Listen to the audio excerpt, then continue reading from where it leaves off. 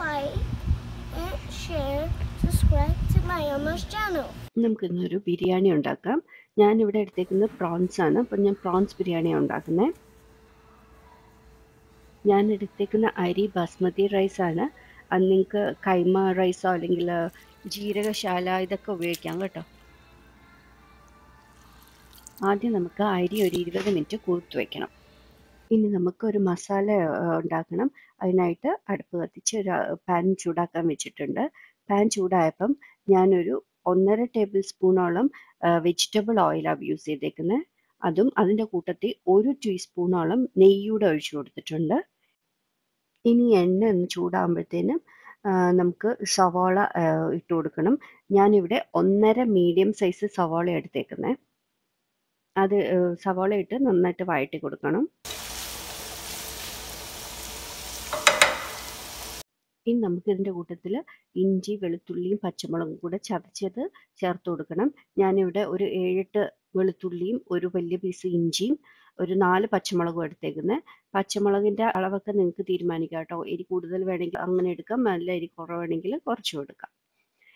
ഞാനൊരു ശകലം ഉപ്പൂടെ ഇട്ട് കൊടുത്തിട്ടുണ്ട്. ഇനി നമുക്ക് ഇത് നന്നായിട്ടൊന്ന് വഴറ്റിയെടുക്കണം.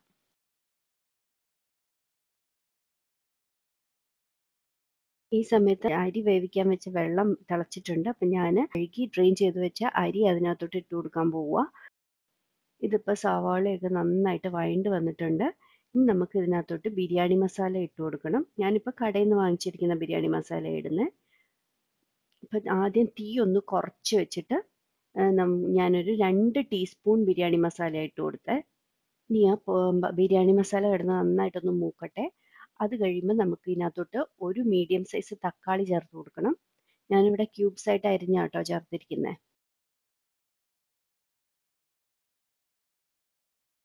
ഇനി ഞാൻ ഇതിനകത്തോട്ട് ഒരു പിടി പുതിനയിലയാണ് ചേർത്തേക്കുന്നത്, മിൻറ്റ് ലീവ്സ്. അത് ഞാനിങ്ങനെ പിച്ചി പിച്ചിയാട്ടോ ഇട്ടേക്കുന്നത്. ഇതിൻ്റെ കൂട്ടത്തിൽ തന്നെ ഞാൻ ഒരു പിടി മല്ലിയിലയും കൂടെ ചേർത്ത് കൊടുത്തിട്ടുണ്ട്. അതും ഇങ്ങനെ പിച്ചി പിച്ചിയായിട്ടേക്കുന്നത്. ഇനി ഇത് നന്നായിട്ട് വഴറ്റി കൊടുക്കണം. അതിനുശേഷം നമുക്ക് ഇതിനകത്തോട്ട് എടുത്തു വെച്ചിരിക്കുന്ന പ്രോൺസ് ചേർത്ത് കൊടുക്കണം.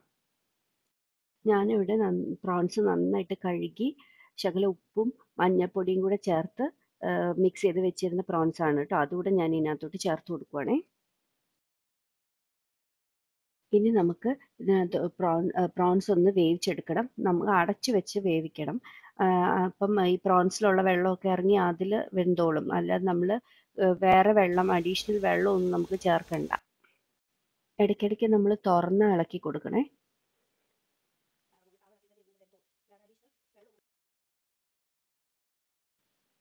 ഇവിടെ നമ്മുടെ ചോറ് റെഡി ആയിട്ടുണ്ട്. ഞാൻ അത് ഊറ്റിയെടുത്ത് വെച്ചിരിക്കുകയാണ്. ഇനി നമുക്കത് രണ്ടും ഈ മസാലയും കൂടെ റെഡി ആയിട്ട് നമുക്ക് രണ്ടും കൂടെ മിക്സ് ചെയ്തെടുക്കണം. ഒരു കഷ്ണം പട്ടയും 3-4 ഗ്രാമ്പും കൂടെ ഇട്ട് വെള്ളം തിളയ്ക്കുമ്പം ചോറിന് ആവശ്യമായ ഉപ്പും ചേർത്ത് വേവിച്ചതാണ് ആ ചോറ്. ഒരു 2-3 ഏലക്കായും കൂടെ ഇടാം കേട്ടോ. ചോറാണെങ്കിൽ പിന്നെ 1/4 വേവിൽ ഞാൻ എടുത്തിട്ടുണ്ടേ. വേണമെങ്കിൽ നിങ്ങൾക്ക് ഇത് വറ്റിച്ചെടുക്കുകയാണെങ്കിൽ ഇപ്പം 2 ഗ്ലാസ് അരിയാണെങ്കിൽ ഒരു 3.25 ഗ്ലാസ് വെള്ളമൊക്കെ എടുത്താൽ മതി. കുതിർത്ത അരിയാണെങ്കിൽ. കുതിർത്തിട്ടില്ലെങ്കിൽ ഒരു 4 ഗ്ലാസ് ഒക്കെ എടുക്കണം കേട്ടോ. ഇതിപ്പോൾ പ്രോൺസ് നന്നായിട്ട് വെന്തിട്ടുണ്ട്. ഇനി നമുക്ക് തീ ഓഫ് ചെയ്യാം. ഞാൻ കുറച്ചുകൂടെ മല്ലിയില അതിൻ്റെ പുറത്തൂടെ ഇട്ട് കൊടുത്തിട്ടുണ്ടേ.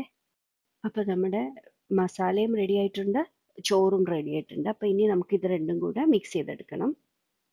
നമുക്കിനി ഇതൊന്ന് ദം ചെയ്തെടുക്കണം. അതിനായിട്ട് ഞാൻ മസാല ദം ചെയ്യാനുള്ള പാത്രത്തിലോട്ട് മാറ്റിയിട്ടുണ്ട്. ഇനി അതിൻ്റെ പുറത്തോട്ട് നമ്മൾ കുറേശ്ശെ ചോറിട്ട് കൊടുക്കണം.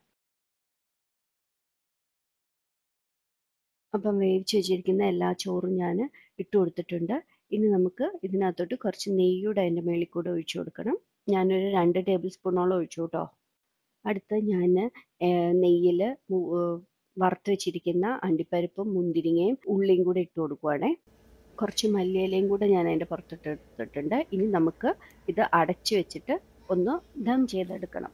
ഞാനിവിടെ ഒരു പഴയ ദോശക്കല്ലാട്ടോ വെച്ചിരിക്കുന്നത്. ഇത് നന്നായിട്ടൊന്ന് ചൂടാകുമ്പം നമ്മൾ എടുത്ത് വെച്ചിരിക്കുന്ന ബിരിയാണി ഒരു അലൂമിനിയം ഫോയിൽ വെച്ച് ഞാൻ അടച്ച് ഒരു അടപ്പൂട്ട് അടച്ചിട്ട് ഒരു 5 മിനിറ്റ് ചെറിയ ഫ്ലെയിമിൽ ഇട്ട് വെച്ചേക്കും. ദോശക്കല്ലിൻ്റെ മുകളിലാണല്ലോ ഇത് ഇരിക്കുന്നത്, അതുകൊണ്ട് അടിയിലൊന്നും പിടിക്കത്തില്ല കേട്ടോ. ഒരു 5 മിനിറ്റ് കഴിഞ്ഞു ഞാൻ തുറന്നു നോക്കി. അപ്പം നന്നായിട്ട് ചൂടായിട്ടൊക്കെ ഇരിപ്പുണ്ട്.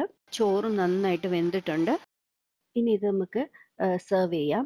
ഒന്നുകിൽ നമ്മൾ ഈ മേളിലുള്ള ചോറെടുത്ത് മാറ്റിയിട്ട് അടിയിൽ മസാല കുറച്ച് വെച്ച് പിന്നെ അതിൻ്റെ മേളിൽ കുറച്ച് ചോറ് വെച്ച് അങ്ങനെയും സെർവ് ചെയ്യാം. അതല്ലെങ്കിൽ ഇതെല്ലാം കൂടെ ഒന്ന് മിക്സ് ചെയ്ത് എടുക്കാം. ഞാനിപ്പോൾ ഇതൊക്കെ ഒന്ന് മിക്സ് ചെയ്യുവാണേ. അപ്പം എല്ലാവരും ഇതൊന്ന് ട്രൈ ചെയ്ത് നോക്കണം. വളരെ എളുപ്പമല്ലേ. ഒരു 1.5 മണിക്കൂറൊക്കെ കട്ട് ചെയ്യാനും കുക്ക് ചെയ്യാനും കൂടെ എടുക്കുകയുള്ളൂ. കാരണം നമ്മൾ ഒരടുപ്പിൽ നമ്മൾ ചോറ് അരി വേവിക്കാൻ വെക്കുമ്പോൾ ഇപ്പുറത്തെ അടുപ്പിൽ നമുക്ക് മസാല ഉണ്ടാക്കിയാൽ മതി. അപ്പം നമുക്ക് ആ ഒരു ഇത്രയും സമയത്തിനുള്ളിൽ 1.5 മണിക്കൂറിനുള്ളിൽ രണ്ടും തീരും. Wow, tasty. Wow, really tasty. Like and share, subscribe to my Mama's channel. I break the trunk. Please like. I can't say this. Okay, I didn't Only one more time. Only one more time. Please like, Share. subscribe to my Mama's channel.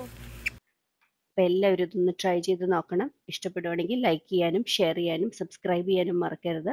അപ്പോൾ അടിപൊളിയായിട്ടൊരു recipe ആയിട്ട് വീണ്ടും കാണാം. Thank you.